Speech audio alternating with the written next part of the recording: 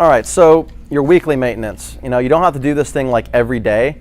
You're not supposed to be out here checking this thing. The swim spa and the hot tubs by Master Spas are amazing. They do a lot of the work for you with their cleaning systems. So what is your weekly maintenance? Your weekly maintenance is to make sure that you're following the guidelines and keeping your spa water or swim spa water in the okay range. So we always need to follow these colors on the back, dip that test strip, and once a week we should be checking on that and making sure that we have good alkalinity, good pH, and a good chlorine content. Remember guys, those are all important. If those things are out of range, you must fix immediately or you're going to be having dirty water.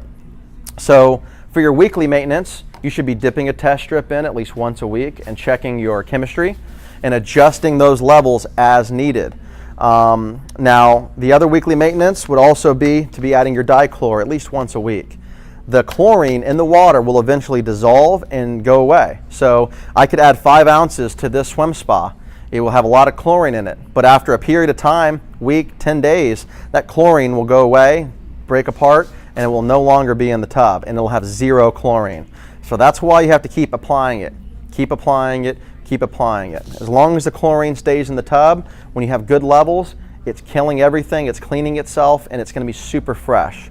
So weekly maintenance includes dipping your test strip and maintaining pH and alkalinity, and also keeping your chlorine content up and making sure that your test strips are showing purple for the free chlorine level. It's our #1 phone call on spa care and swim spa care, guys.